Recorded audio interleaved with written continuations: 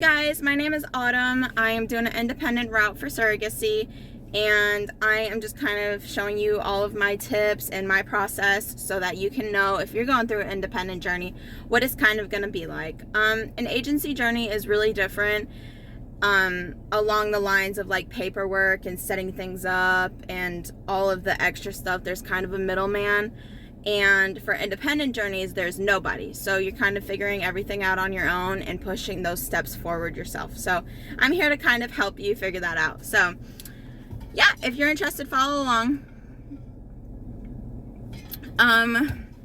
Last I left you with, we were waiting to do our transfer. We did our transfer on Tuesday and it is now Sunday. So we are currently waiting to see if we're pregnant. So the transfer is a little different than I was expecting. The whole process I thought was kind of going to be like the saline ultrasound, which it kind of was, but it also wasn't, because you're sitting there for a very long time, or it seems like a very long time, and it's about 15 to 20 minutes. So the way my transfer worked was I had to get there on the 28th. My transfer was the 29th. They wanted me to get there a day early so that I couldn't miss the transfer. I couldn't be late, or everything was set in motion, is what I think, that they wanted me there early.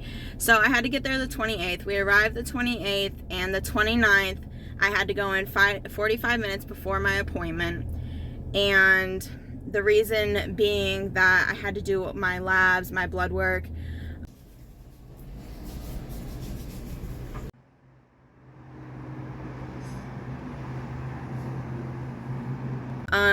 and they wanted to make sure I had a full bladder. For a full bladder, for an ultrasound and the transfer, I assume that they want you to have a full bladder so that it's easier for them to get to your uterus and see everything, because it's like tucked away kind of. So I think the bladder pushes it up a little bit, if I'm not mistaken. I'm not a doctor, so I don't know, but that's kind of my knowledge with it.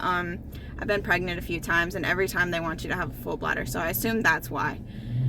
So they want you to have a full bladder. You got to go in, get your progesterone and estradiol labs done, and make sure that those levels are good, because you're still going to be on medication, and they want to make sure that the medication is still working the way that they want it to.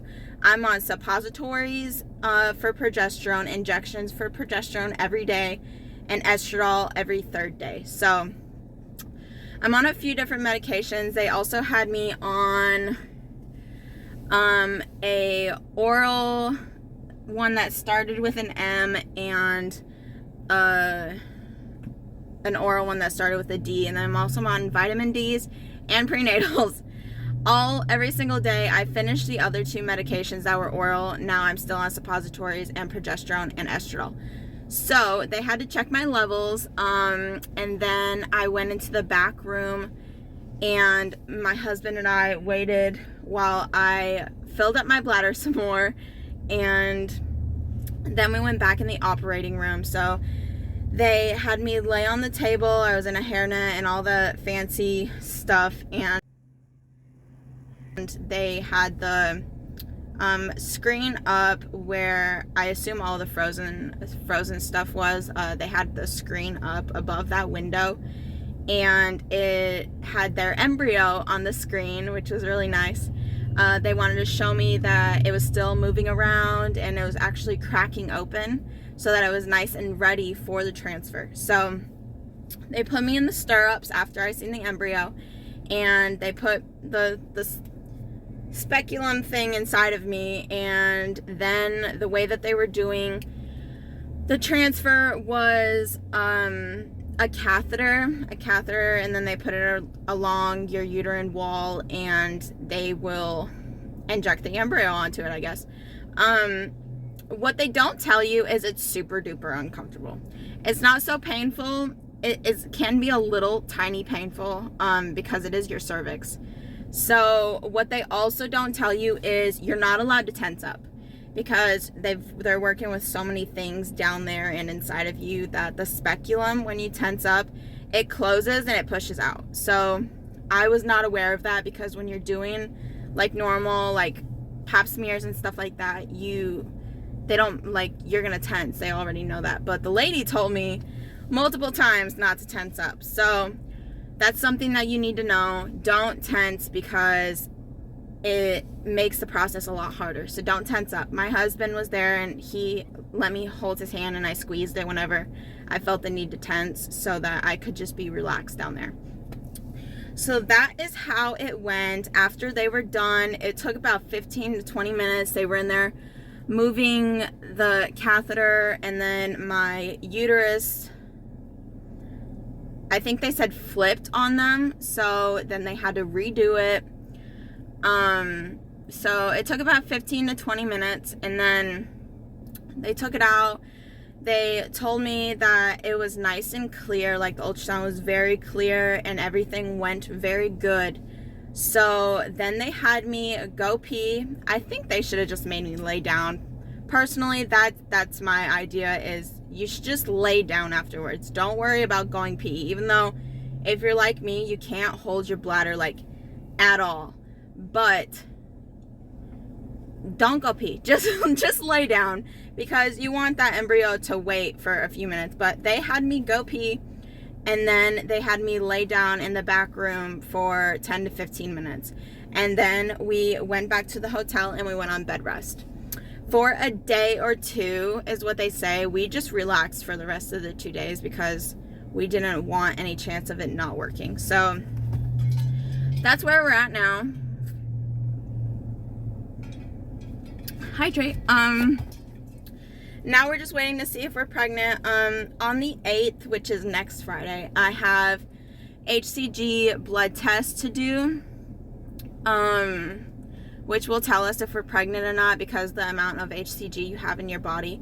The 8th is also when I'm supposed to start my period, so I think either way we'll know if I'm pregnant or not. But my IPs, they're wanting to do everything super duper fast, like super duper fast. So all of our paperwork and clearances, if you haven't been following along, it all took 3 weeks. Like, we got everything done in 3 weeks because we were being super annoying and we were harassing everybody to get this done. Like, the doctor that did my transfer is not their doctor, like, at all, because they did not want to wait for their doctor to come back from vacation, because we would have to do transfer in September. They wanted it in August because of how their girls' school is set up where they're at. They didn't want them missing school because of when the delivery date would be. So they are at they have a certain clinic and there's multiple doctors at that clinic.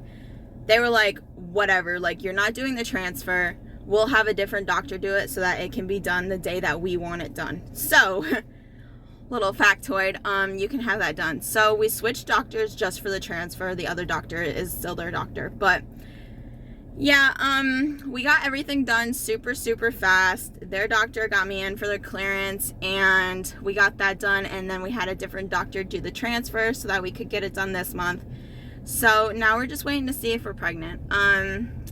My IPs they had pregnancy tests delivered to my house, and they're having me take one every single day because they want to know whether we're good, like if we're pregnant or not. So I'm here at CVS because I'm gonna get blue dye tests, just because with my pregnancies the blue dye tests show up quicker than the pink test.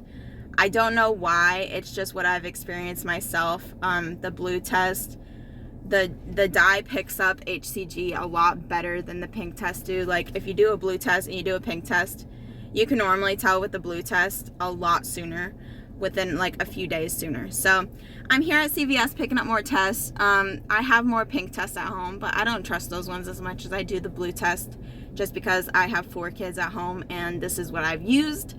So if you'd like, you can keep watching. I'm just gonna go inside and pick them up, but I just wanted to give you guys a little update. We did do the transfer and we are waiting to see if we're pregnant. So hopefully all is well, and I will update you guys in a few days if we find out we are.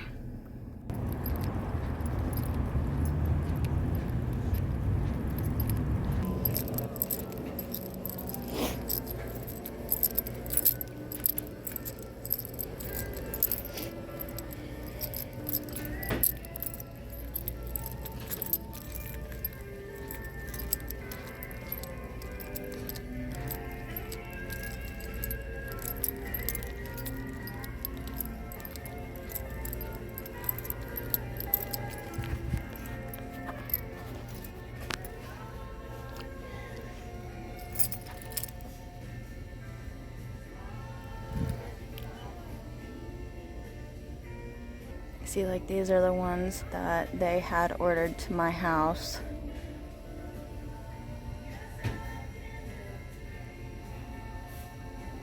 And these are the ones that I like using, so we'll get those.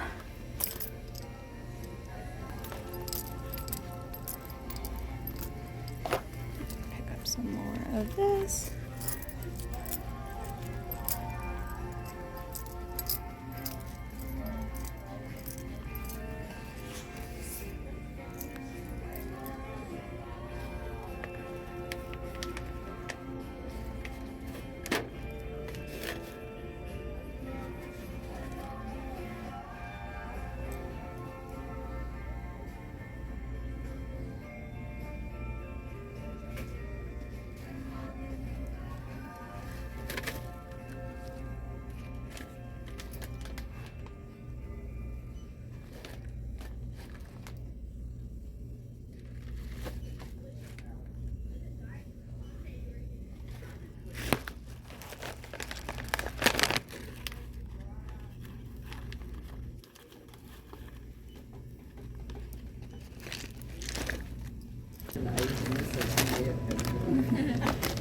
Hi, how are you? I'm good, how are you? Good.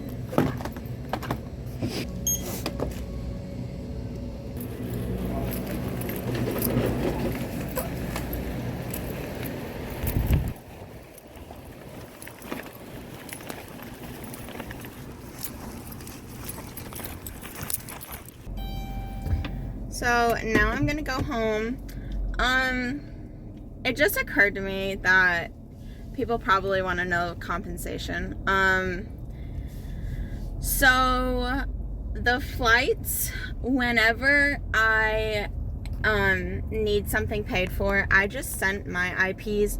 With an agency, you have to pay for it. Like, you have to pay for it, and then you have to send them, like, you send the agency person the receipt or whatever, and then they reimburse you for it.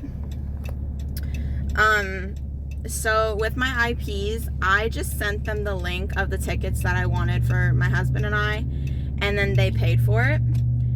In our contract, we had $50 maximum each that we could use for food each day. I just asked them if they wanted me to, like, send them the receipts, because I felt maybe they would be more comfortable doing that. But they just sent me $300 altogether for food, because that was the agreement maximum that we would need or use in our contract. So they just sent me $300 to my bank account while we were there, so that we had that for food. Hotel, I just sent them the link for it, and they paid for that. And then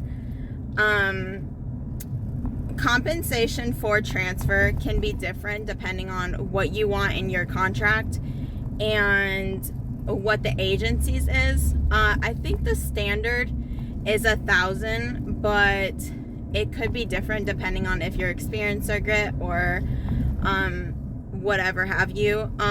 So that was our compensation. In our agreement, after the transfer, it would be the first of the month, the first of the following month, they would send me $1,000 after the transfer. Whether it takes or whether it doesn't, it's covered, because it's pain and suffering technically. So that's how much that was. And they also covered my husband's lost wages. I wanted that in our contract because my husband is a sole provider for our family.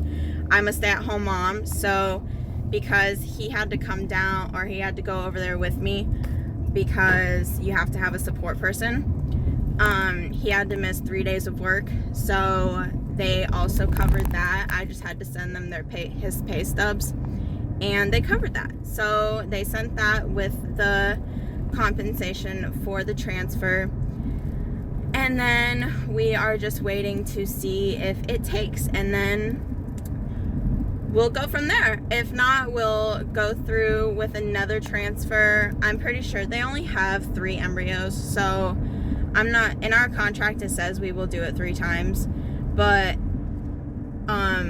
if they decide that they don't want to do another round, then I completely understand. But we're hoping that it takes this time, and if not, we will go from there, and I will just keep you guys updated in the process. But I wanted to give you guys a little more information on that, just because you should know that, like, even if your embryo doesn't take, you are compensated for things throughout that journey. So yeah, that was just a little more information for you. I got some more pregnancy tests that I would prefer taking, so I will let you know in a few days what the updates are, and hopefully everything is good. If you have any questions, just let me know, comment it, and I'll try to either respond or put it in the next video. But thank you so much for watching.